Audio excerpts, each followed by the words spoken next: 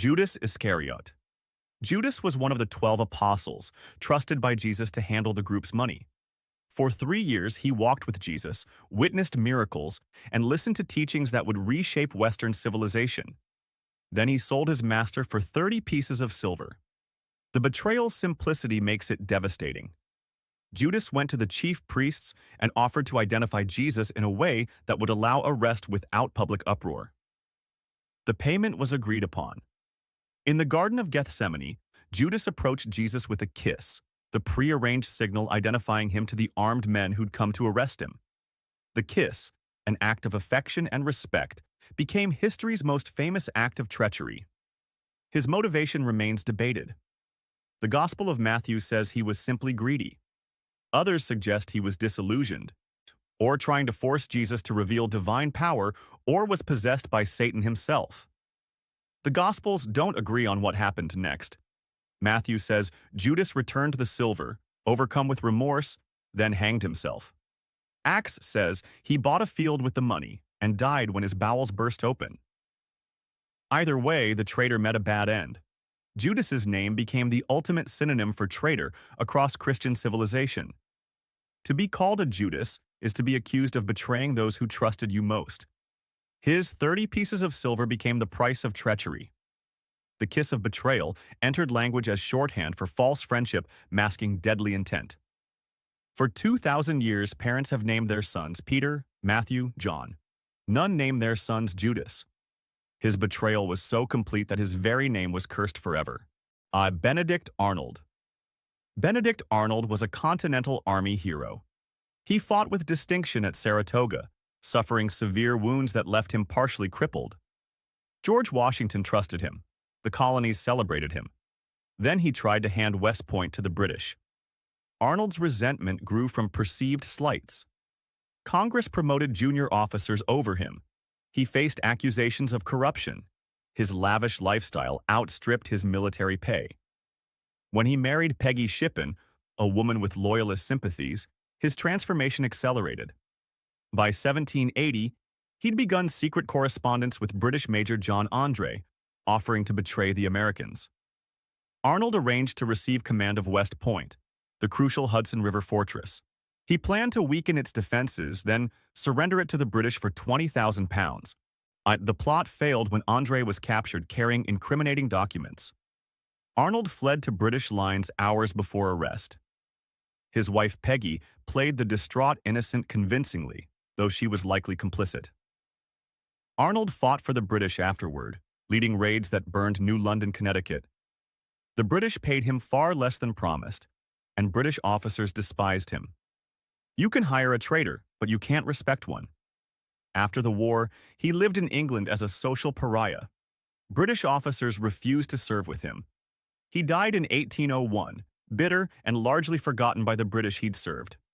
In America, his name became the definition of traitor. Even today, asking, "Who do you think you are, Benedict Arnold?" questions someone's loyalty. His earlier heroism is forgotten. Only the betrayal remains. Our Arnold proved that no amount of prior service erases treachery. Vidkun Quisling. Quisling was a Norwegian army officer and politician who helped Nazi Germany conquer his own country. His collaboration was so complete that his name became a word. To be called a Quisling means you're a collaborator, a traitor who aids enemy occupation. When Germany invaded Norway in April 1940, Quisling immediately seized Norwegian radio and declared himself prime minister in a Nazi-backed coup. The legal government fled to Britain. Quisling invited German forces deeper into Norway, providing intelligence and undermining resistance. His usefulness to the Nazis secured his position as head of Norway's puppet government. His rule was cruel and stupid. He tried forcing Norwegian culture into Nazi ideology, alienating even potential collaborators, and he signed orders deporting Norwegian Jews to death camps. He recruited Norwegians for the SS. Meanwhile, he lived in luxury while his countrymen suffered occupation. The Norwegian resistance despised him more than they despised the Germans. At least Germans were enemies. Quisling was a traitor. When Germany surrendered in 1945, Quisling was arrested immediately. His trial was brief. The evidence of collaboration was overwhelming. He showed no remorse, claiming he'd acted in Norway's best interest. The court sentenced him to death. On October 24, 1945, he was executed by firing squad. His estate was confiscated, his name was cursed. The word Quisling entered multiple languages to describe collaborators and puppet rulers. So his betrayal was so complete and his collaboration so willing that he became the archetype of the traitor who sells his country for personal power. Norway struck his name from history books, mentioned only as a warning. Aldrich Ames. Aldrich Ames was CIA counterintelligence, trusted to catch Soviet spies. Instead, he became one. For 9 years, he sold America's deepest secrets to the KGB, causing damage that the CIA is still assessing decades later. Ames was drowning in debt from an expensive divorce and new wife's lavish tastes. In 1985, he walked into the Soviet embassy and offered to sell information for $50,000. The Soviets knew an opportunity when they saw it. They paid him. Then they kept paying him. Over 9 years, the KGB and its successor agencies paid Ames $4.6 million, making him the highest-paid traitor in American history. The damage was catastrophic. Ames betrayed over 100 covert operations. He identified dozens of CIA and Allied intelligence assets working inside the Soviet Union. At least 10 were executed. Others disappeared into the Gulag. The betrayals compromised America's intelligence capabilities for a generation. The CIA knew there was a mole but couldn't find him for years. His arrogance eventually exposed him. Ames bought a $540,000 house with cash while earning a CIA salary. He drove a Jaguar. He made no effort to hide wealth that was obviously unexplained. When FBI counterintelligence finally focused on him, the evidence was overwhelming. He was arrested in February 1994. Ames pleaded guilty to avoid the death penalty. He received life in prison without parole. He's still alive, serving his sentence in a federal penitentiary. His betrayal wasn't ideological, it was purely greed. He sold his country for money to maintain a lifestyle he couldn't afford. The CIA agents he betrayed died so he could drive a Jaguar. Philby. Philby was British aristocracy, educated at Cambridge, recruited into MI6, and trusted with Britain's deepest secrets. He was also a Soviet spy from his university days, spending decades betraying Britain while rising through the intelligence ranks. Philby was one of the Cambridge Five, a spy ring recruited by Soviet intelligence in the 1930s. While his fellow students talked about communism at parties, Philby actually committed. He joined MI6 in 1940 and spent the next 23 years feeding the Soviets British and American intelligence. He was so successful that he nearly became head of MI6. His betrayals were comprehensive. He warned the Soviets about operations targeting them. He identified British and American agents. He sabotaged anti-Soviet operations from inside the agencies running them. During his time in Washington, liaising with the CIA, he had access to American intelligence that he promptly gave to Moscow. Estimates suggest hundreds of agents were compromised, many executed. Suspicion finally fell on him in 1951 after 2 Cambridge Five members defected to Moscow. But Philby was such a convincing liar that he survived interrogation. MI6 forced him to resign but never prosecuted. He worked as a journalist in Beirut, still spying for the Soviets. In 1963, when new evidence emerged, he fled to Moscow before he could be arrested. The Soviets gave him a hero's welcome, a KGB pension, and an apartment. But they never fully trusted him. He died in Moscow in 1988, decorated by the Soviets but isolated and alcoholic. His betrayal was ideological. He genuinely believed in communism and thought he was serving a higher cause. History remembers him as Britain's most damaging traitor. Robert Hanssen. Robert Hanssen was FBI, counterintelligence for 25 years. He was supposed to catch Russian spies. Instead, he was one. His betrayal lasted from 1979 to 2001, making him potentially the most damaging spy in American history. Hanssen's spying was careful and paranoid. He never met his Russian handlers face to face. He used dead drops, leaving documents in parks and receiving payment the same way. He revealed his identity only late in his career. For years, the Russians knew him only as B or Ramon Garcia. This paranoia helped him avoid detection for over 2 decades. The damage was immense. Hanssen betrayed 3 Soviet intelligence officers working for the Americans. All were executed. He revealed American intelligence collection methods, compromising operations worldwide. He sold the Russians information about American nuclear war plans. He gave them details of the FBI's double agent program. He even told them about a secret tunnel the Americans had dug under the Soviet embassy. His payment totaled over $1.4 million in cash and diamonds. Unlike Ames, who spent lavishly, Hanssen was relatively modest. He gave money to charity and his church. His wife never knew about most of his wealth. He seemed driven by ego and the thrill of deception as much as money. How he was caught through a Russian defector who sold the FBI Hanssen's file. When agents arrested him at a dead drop in February 2001, the evidence was overwhelming. He avoided the death penalty by cooperating. He received life in prison without parole and is currently in a supermax facility. Hanssen's betrayal hurt deeply because he was FBI, the agency supposed to catch spies. His fellow agents felt personally betrayed. He'd worked beside them while selling their secrets to Russia. Like Philby, he proved that the most dangerous traitors are the ones inside the security apparatus. Brutus Marcus. Brutus was Julius Caesar's protege, possibly his illegitimate son. Caesar trusted him completely. Some historians think Caesar's famous last words, "Et tu, Brute," demonstrated not just surprise but heartbreak at betrayal by someone he loved. The Brutus came from a family with republican traditions. His ancestor had helped establish the Roman Republic centuries earlier. When Caesar accumulated power that looked increasingly like kingship, Brutus faced a choice between personal loyalty and political principle. A conspiracy of senators recruited him, knowing his participation would legitimize the assassination. On March 15, 44 BC, the Ides of March, the conspirators struck. Caesar entered the Senate, surrounded by senators who were actually assassins. They stabbed him 23 times. When Caesar saw Brutus among the attackers, he reportedly said, "You too, Brutus," and stopped resisting. He died at the base of Pompey's statue, bleeding from dozens of wounds. The assassination's aftermath destroyed its architects. Our Mark Antony turned public opinion against the liberators. Civil war erupted. Brutus fled Rome, raised an army, and faced Antony and Octavian at Philippi in 42 BC. When his forces were defeated, Brutus committed suicide rather than face capture.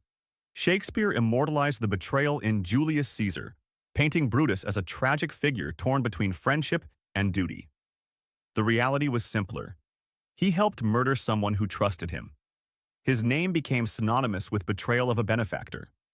His story reminds us that betrayers often justify treachery through appeals to higher principles, but history remembers the knife in the back. Ephialtes. Ephialtes was a local Greek who showed the Persian army a secret mountain path. This betrayal enabled the Persians to surround the 300 Spartans at Thermopylae, now turning a defensive stand into a massacre. His name became the Greek word for traitor. The Battle of Thermopylae in 480 BC saw a small Greek force, led by Spartan king Leonidas, holding a narrow pass against the massive Persian army of Xerxes. For 3 days the Greeks held. The Persians couldn't break through. Thousands died against Greek shields and spears. Xerxes grew desperate. He needed to reach Athens before the Greek fleet could organize. Ephialtes went to Xerxes and offered to show him the Anapeia Path, a mountain trail that would let Persian forces bypass the Greek position and attack from behind. His motivation was supposedly rejected offers of reward from the Greeks, though sources differ. Xerxes rewarded him richly. Persian immortals used the path that night. When Leonidas discovered he'd been flanked, but he dismissed most of the Greeks but kept his 300 Spartans and some Thespian allies. They fought to the death. The betrayal allowed Xerxes to advance into Greece, burning Athens. Though the Greeks eventually won the war, Thermopylae became legend because of how close they came to stopping the Persians entirely. Ephialtes fled Greece, but was later murdered by an unrelated vendetta. Greeks claimed the gods had punished him for his betrayal. His name entered Greek language as Ephialtes, meaning nightmare or traitor. For over 2,000 years, Greek children have learned his name as the example of ultimate betrayal. One man's greed enabled the slaughter of heroes. Guy Fawkes. Guy Fawkes tried to blow up the King of England and the entire Parliament. He failed. His face became the most famous symbol of rebellion and, ironically, of anti-government resistance worldwide. Fawkes was a Catholic soldier serving in the Spanish Netherlands when he was recruited for the gunpowder plot. Catholic conspirators, angry at Protestant persecution, planned to assassinate King James I and the Protestant aristocracy in a single blow. They rented a cellar beneath Parliament and spent months filling it with 36 barrels of gunpowder, enough to destroy the building and everyone inside. Fawkes was chosen to light the fuse because of his military experience with explosives. The plot was set for November 5, 1605, when the king would open Parliament. But an anonymous letter warned a Catholic lord to stay away. Authorities searched Parliament. They found Fawkes in the cellar, surrounded by barrels of gunpowder carrying matches and fuses. He was arrested and tortured. Initially, he gave only the name John Johnson and refused to name co-conspirators. After days of torture, he broke. His signature on the confession was barely legible, his hands so damaged by torture he could hardly write. He named the other conspirators, who were hunted down. Fawkes and the surviving plotters were tried and sentenced to be hanged, drawn, and quartered. On January 31, 1606, Fawkes climbed the scaffold. Before the executioner could hang him, he jumped, breaking his neck. He cheated the executioners of their full torture, but not his death. His body was still quartered and displayed as warning. Britain still celebrates Guy Fawkes Night every November 5th, burning effigies and setting off fireworks. His face became the anonymous mask, symbol of modern anti-establishment protest. The traitor who tried to destroy government became the icon of rebellion against authority. Mir Jafar.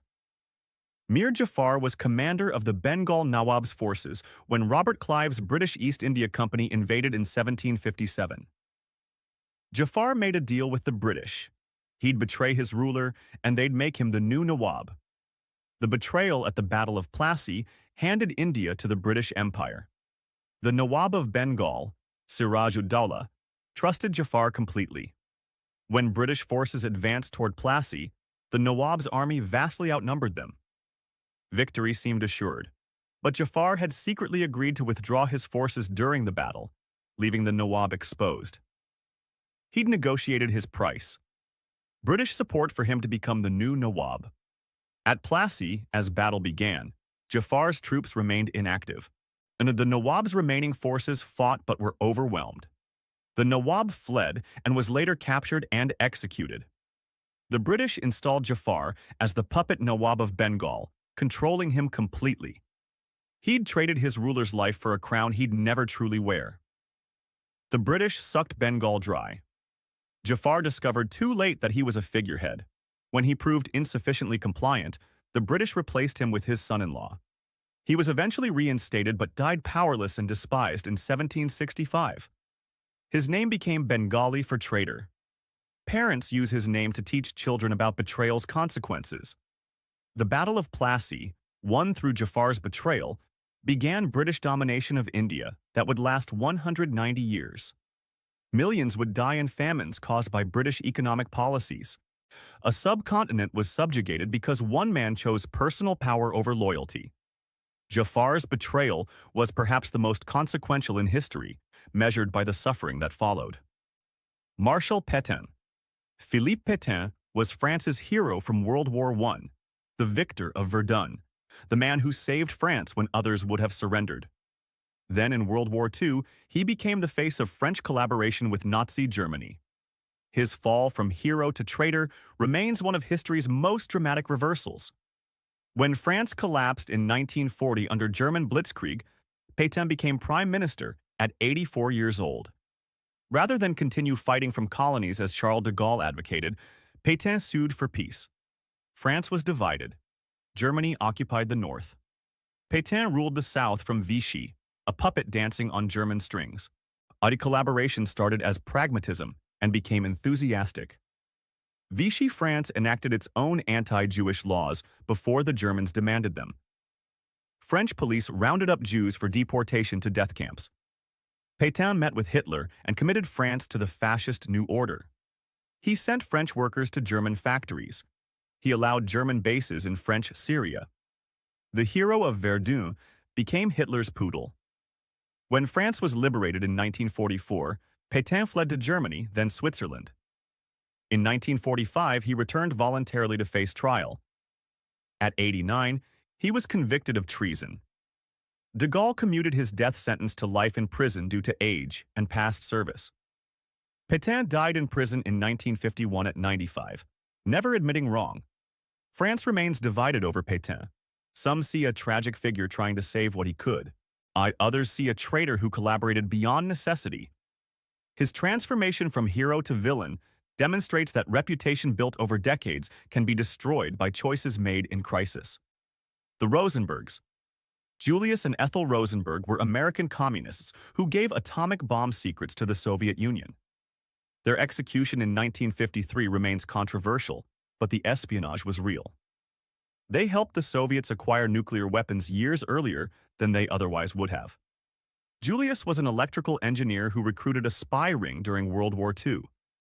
His biggest coup was recruiting Ethel's brother David Greenglass, who worked at Los Alamos on the Manhattan Project. Greenglass provided detailed information about the atomic bomb's design, including crucial details about the implosion mechanism. Julius passed it to Soviet handlers. The espionage went undetected until Soviet defectors exposed the network. David Greenglass was arrested and, to save his wife from prosecution, testified against his sister and brother-in-law. The evidence showed Julius was deeply involved in espionage. Ethel's involvement was less clear. She likely knew about Julius's activities and may have participated, but her role was smaller than prosecutors claimed. Both were convicted and sentenced to death. Appeals failed. International protests failed. President Eisenhower refused clemency. On June 19, 1953, both were executed by electric chair at Sing Sing prison. Julius died after the first jolt. Ethel required multiple shocks, witnesses describing smoke rising from her head. Debate continues about whether Ethel deserved execution. Recently released Soviet cables confirmed Julius was a dedicated spy. Ethel's role was minimal. She likely died partly to pressure Julius to confess, which he never did. Their execution made them martyrs to some, traitors to others. What's certain is that their espionage helped Stalin acquire nuclear weapons, fundamentally changing the Cold War's balance of power.